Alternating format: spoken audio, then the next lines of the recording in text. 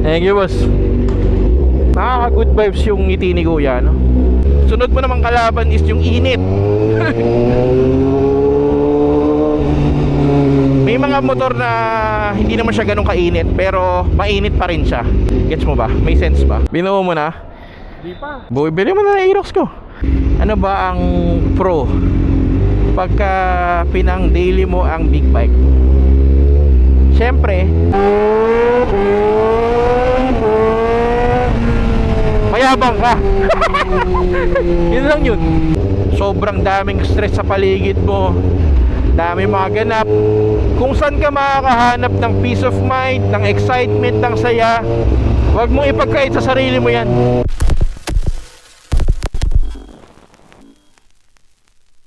Bro, Storky here, and again we are back with another video. Yes, we are back. So babasketball ako ngayon. Yung bag ko dala mo. Tignan mo ako, nakasara yung mga zipper Ito, papasoli ko na muna kay Jeff kasi baka magpapintura ako ng garahe. Tapos tayo ay Powerblade, pasantalasiya lang naman. So tara, samahan nyo ako. Let's go. Ito na nga lang to. Pinalinis ni Josh tong motor kaya ano to, mabango. Nalinis ba na maayos to, Josh? Yan. Quad lock pa more. Hirap ikabit. Bato, tayo malagay.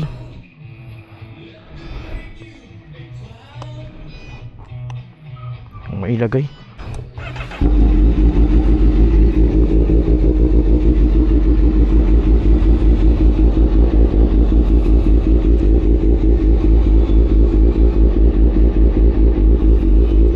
Josh, late na tayo. Tara. Wala nang I'm so sorry my dear neighbors.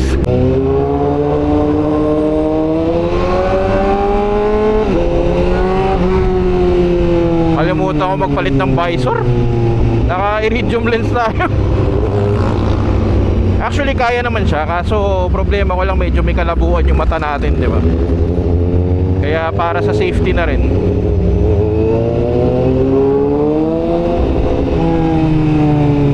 pala nag-Aerox na lang ako.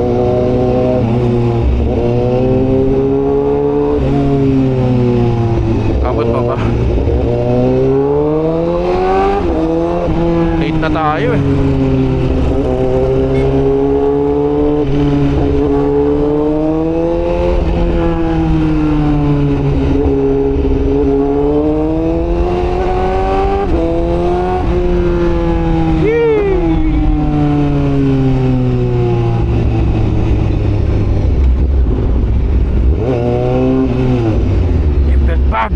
Sabit.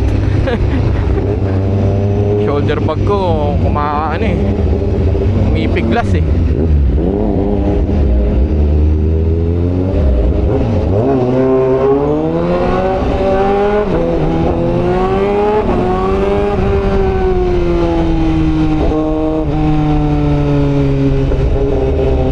Yes sir.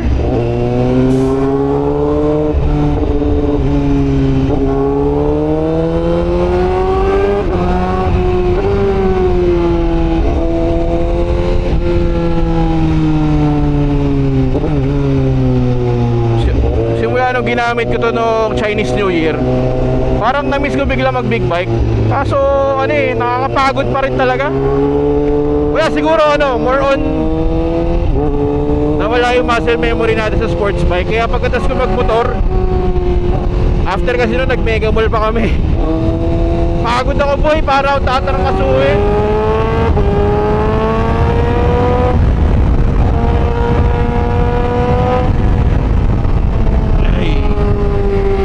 Sarap. May mga nagtatanong sa akin, okay ba pang everyday ride ang big bike? Karaniwan sa mga nagtatanong nun, mga bago, mga newbie, or hindi pa talaga nagkakaroon, which is okay lang, no? Kasi minsan, di ba, pag titripan po, ano ba yan? Di alam, ganyan-ganyan, tinatanong po ba yan? Totoo lang, valid question naman siya, lalo na kung wala kang idea, di ba? So, okay bang gamitin pang everyday ride ang big bike? Tumatawag ba sa akin? Hindi. Lalo na sa sports bike. Hassle boy. Ako na nagsasabi sa'yo. Una, walang compartment. Kung ikaw nagmomotor, papasok ka sa opisina, sobrang hirap. Wala kang compartment, kailangan mo pa mag-bag. Hindi siya advisable, sa totoo lang. Kaya ko yan, wala problema, magbabag na lang ako, okay lang din naman. Pwede yan. Sunod na problema mo is mabigat siya. Kung galing ka sa scooter or underbone, kahit 400cc yan, 250cc, medyo ramdam na ramdam mo yung difference sa weight. Real shit yun. Talagang ramdam mo yung difference sa weight yan, boy. Talagang bigat na bigat ka nyan. Kunwari, nasanay ka, gamit mo Aerox or Sniper, mga ganyan. Tapos nagpalit ka ng, let's say, 250cc. Ano ba yun? Ninja? Ninja na 250. Ang bigat niyan, boy. Promise. Ramdam mo yung difference sa weight. Sunod mo namang kalaban is yung init. May mga motor na hindi naman siya ganun kainit, pero mainit pa rin siya. Gets mo ba? May sense ba? Hindi ko alam kung may sense eh.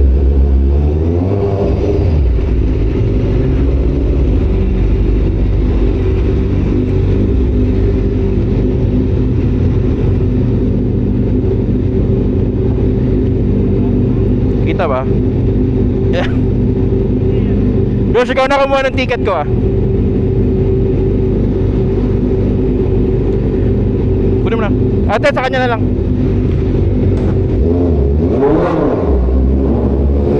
Tayo. Mabigat siya. Mari, liliko ka, U-turn, mga ganyan. Ramdam mo yung bigat pagka ginagamit mo siya. Lalo na kung mabagal yung motor. So medyo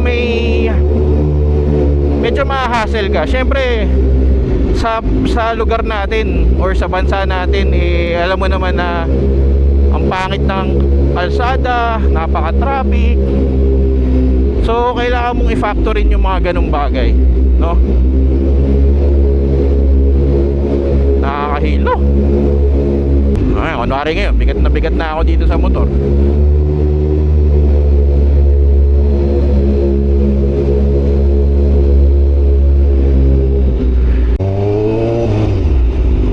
Yeah.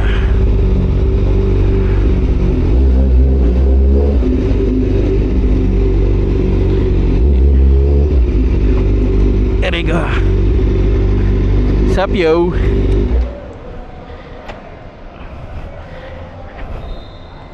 Ano boy?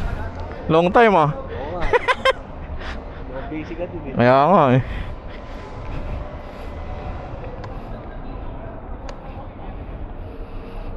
Tongin mo. Ano? Binuo mo na? Di pa. Ay, meron na ako brake system, LCD. Boy, bili mo na ng Aerox ko. Ha? Joke lang mga bro, kasi ate may benta yan. Tamad na ako magmotor eh. Sinagad sa setup na may benta. Oo eh. Nasaan to si Josh? Baka tumumba na yun ah.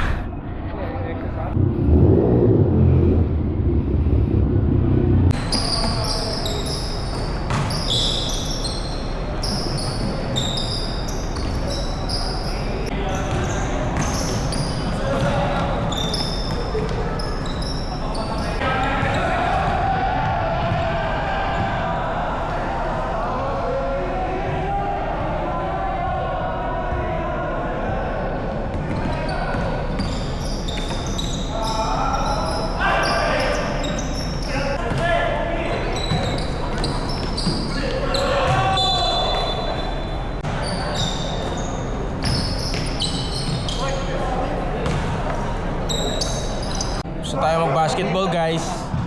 Sayang, ang dami ko na shoot, mga ano, 24. Hindi, joke lang. Yung videographer natin, ano nga kasi wala. Ina yan. Ito ang sikreto. Pagkatas mo maglaro, secret weapon. Omega. Baka naman. Spray. Oo, kaya pinailalim mo na para hindi masyado malayo. Kung ma-receive man niya na medyo malayo, isang pa. Sarap. Okay, si Blow. Maamoy ano? Hindi ko ilang ako naman eh. Kasi Amoy matanda. Follow nyo nga pala si Blow. Anong channel mo? Yung personal page ko lang yun. Personal mo. Pwede nagsisend ka ba ng dick pic doon? Wala. Wala. Pwede mag-request. Magkano? Follow nyo, labas natin yung page ni Blow dyan ah. Matindi yan boy. Yes, thank you. Money heist. Kung gusto nyo na medyo fitness vlog, ito hindi naman fitness vlog yung sa atin. Moro na lang tayo, puro kayabangan lang yan. Pre, kita ko. Babayad kay parking? Hindi ka pa ba yan? Bayad na ako. Sige, labas na ako dun. Big bike yun. Abo dyan, nakaano rin pala eh. Sa kuya ko yan. Ay, ilang cc to? 3, ano? 7? Laki no? Sakto lang. Pang ano niya, pang Hindi. race niya. Pagas ka na.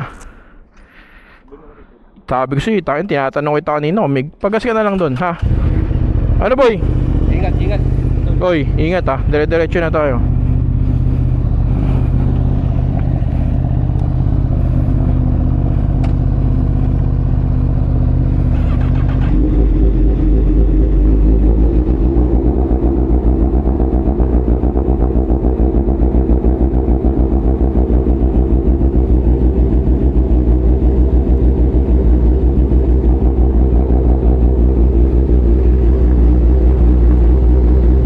Let's go sa go.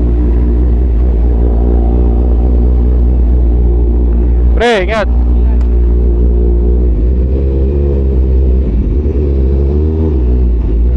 Wag.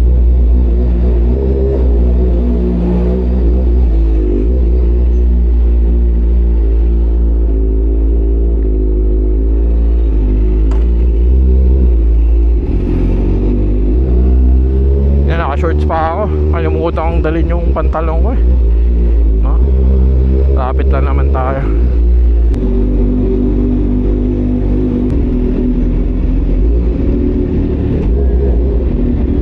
Yeah. Thank you, boss. Nakaka-good vibes yung ngiti ni Kuya, no?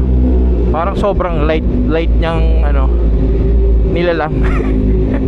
Light na nilalang. Yan.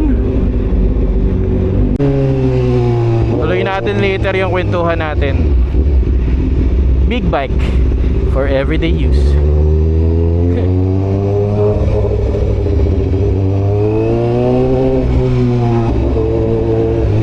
Ito na pala yun.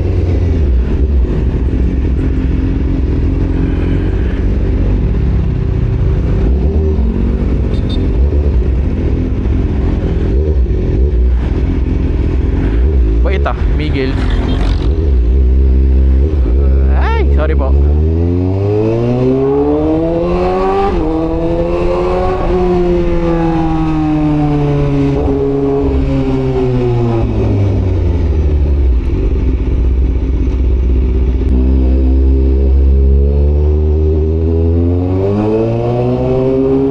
Boss. Oy, ingat boy. Yes, thank you. Party natin. Ingat. Shoutout sa mga brokies natin, oh. Kung bababae pa kayo, ha. Noong oras na, oh. Alas 12 na. Ay na. Di pa kayo nahanap sa inyo.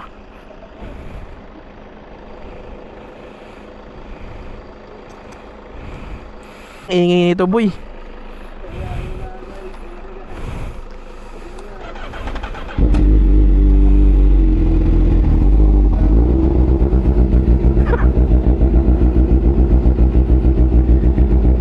Diba sabi ko sa inyo, maingay.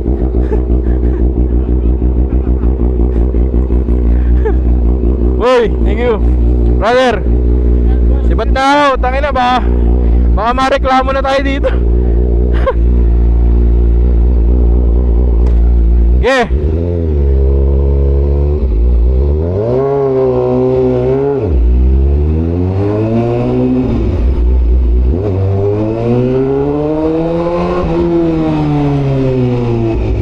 sa mga brokies natin doon.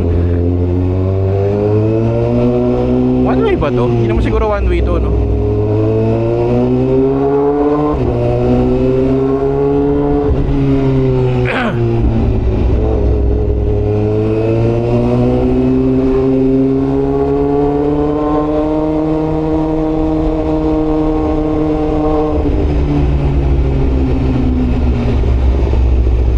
Hindi ko alam saan tayo dadaan.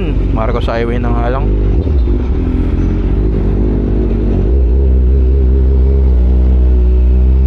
Para mapagkwentuhan pa tayo onti.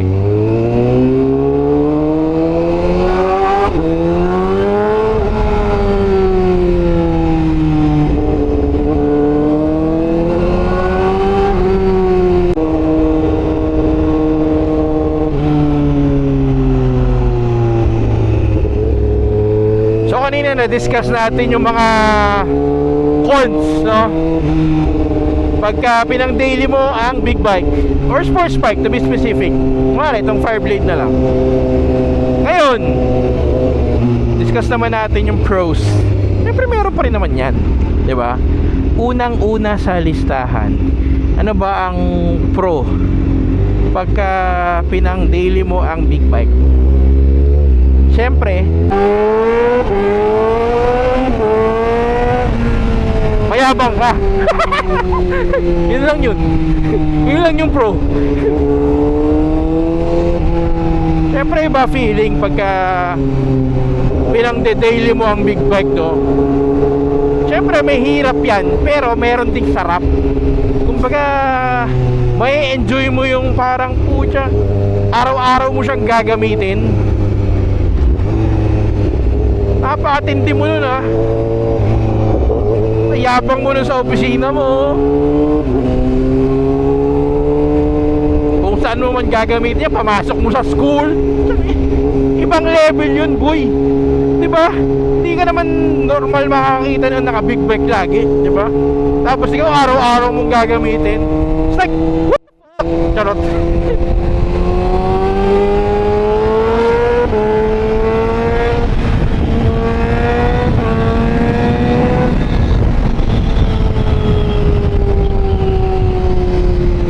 Baka ma-windows yung video na to, ah. Nakataas yung visor ko eh. Naka-iridium lens kasi ako. Pupunta to.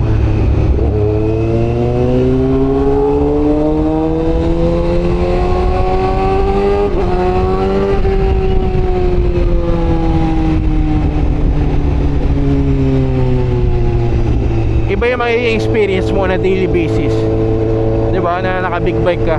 Sobrang solid nun. Again, sabi ko nga, hindi siya advisable, pero kung ikaw talagang napakahilig magmotor,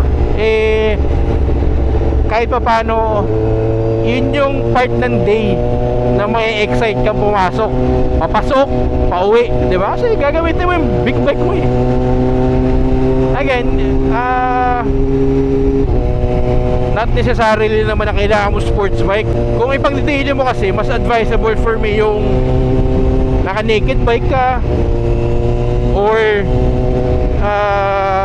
pwede rin naman big bike na scooter. Riko mari mga T-Max, ano pa ba yung mga ano, hindi ako masyado pamilyar sa scooter na big bike. So yung mga 400cc up, lalo na kung mag-expressway ka.